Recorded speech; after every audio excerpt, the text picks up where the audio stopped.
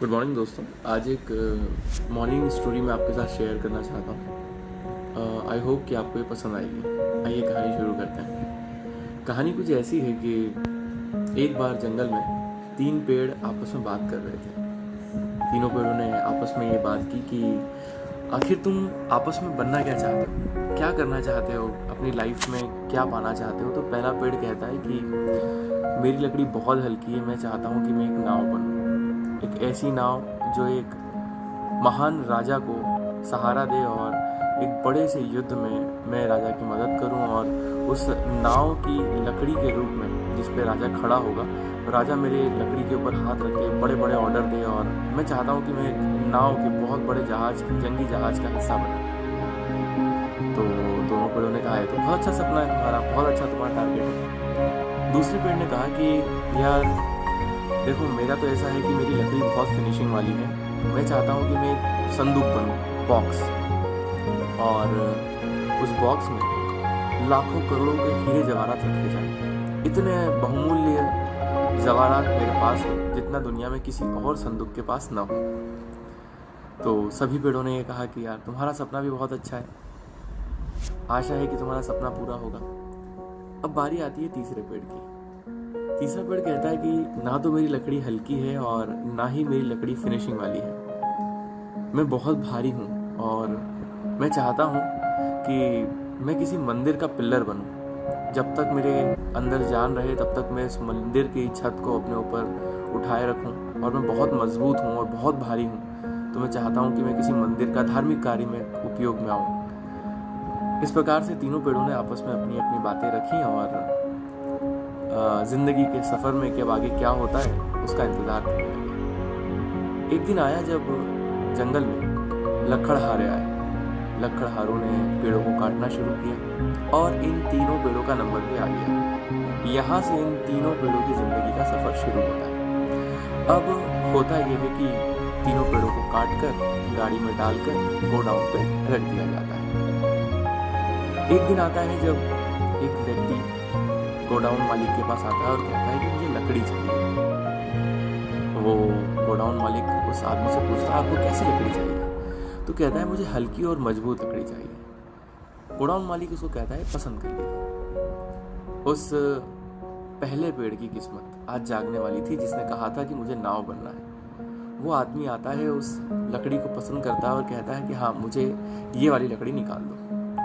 उस पेड़ को वो व्यक्ति ले जाता है, अपने घर रखता है। अब पेड़ सोचता है कि यार इससे खरीद तो लिया, बनाएगा क्या, क्या मुझे नाव बनाएगा, क्या किसी राजा की नाव का मैं हिस्सा बनूंगा या नहीं बनूंगा।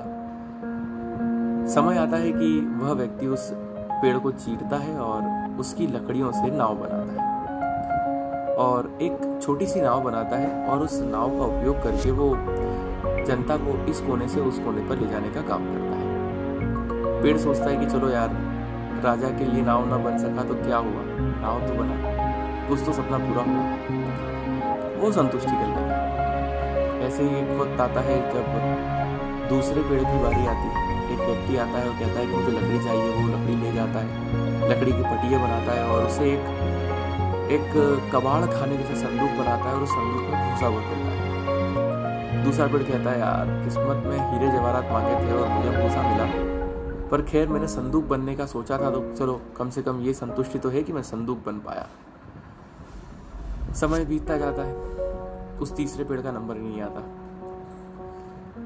अब एक वक्त ऐसा आता है उस गांव में जहां ये दोनों पेड़ थे। एक नव दंपत्ति रात्रि में यात्रा कर रहे होते हैं। दंपत्ति में जो महिला होती है वो गर्भवती होती है, उसे प्रसव पीड़ा होती है रात में, और उसका पति बोलता है यात्रा में मैं तुम्हें कहाँ लेके जाऊँ। तो देखता है दूर कि एक ठाण है जिसमें गाय बकरियां बंधी हुई हैं, चलो मैं तुम्हें वहाँ ले चलता हूँ, बारिश बहुत हो रही है।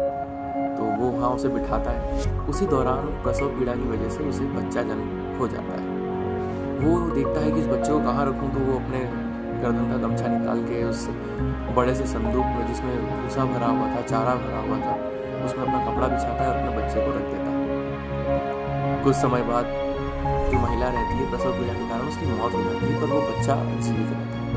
संदूक सोचता है कि चलो मेरे पास आज एक बच्चा तो है, हीरे जवाहरात ना चाहिए, एक बच्चा ही सही। इसी प्रकार से आगे चलते चलते जब बच्चा बड़ा होता है, बच्चा एक नाव में बैठता है और नाव समुद्र के रास्ते जा रही होती है।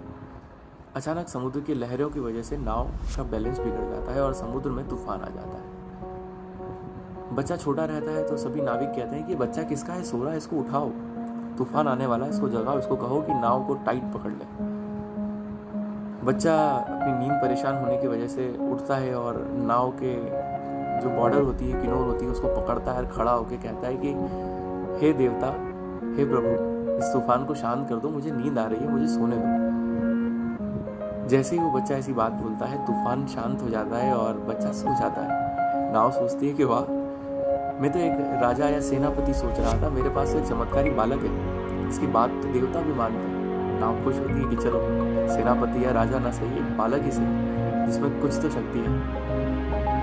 बालक धीरे धीरे बड़ा होता है, लोगों को धर्म की शिक्षा देता है। उस राज्य के राजा को ये अखर जाता है कि एक बालक राज्य में विद्रोह की स्थिति पैदा कर रहा है, राज्य को शासन के विरुद्ध भड़का रहा है। राजा उस बालक को मृत्यु दंड देने का फैसला लेता है। जब वो बच्चा बड़ा हो जाता है और उसको राजा पसंद नहीं करता तो राजा उसे मृत्यु दंड देने के लिए कहता है कि इसके कंधे पे एक भारी लट्ठा टांग दो और इसे बीच चौराहे पर सजा दो। अब बारी आती है उस तीसरे पेड़ की। वो तीसरा पेड़ जो धार्मिक कार्यों में लगना चाहता था, वो आता है, उसे उस युवा लड़के के कंधों पे रख दिया जाता है, उसे सरे बाजार उस लकड़ी के लट्ठे के साथ घुमाया जाता है।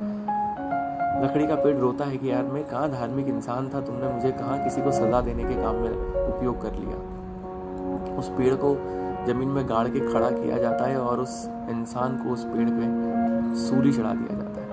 वो पेड़ उस दिन बहुत रोता है। दोस्तों, यहाँ पर ये कहने का मतलब है कि इन तीनों पेड़ों ने जो भी सपने देखे, इनके सपने पूरे हुए, पर इनके रूप अलग थे। वो जो मरने वाला व्यक्ति था, उसे आज की तारीख में जीसस क्राइस्ट के रूप में जाना जाता है, ईसा मसीह। उस पेड़ का सपना जो एक धार्मिक मंदिर बनना चाहता था, वो एक ईश्वर के दूत के करीब के रूप में काम में आया। वह नाव जो एक राजा चाहती थी, उसके पास एक चमत्कारी बालक के रूप में जीसस क्राइस्ट खुद थे। और वो संदूक जिसे अनमोल रत्न चाहिए थे, उसके पास दुनिया का सबसे बेशकीमती रत्न था।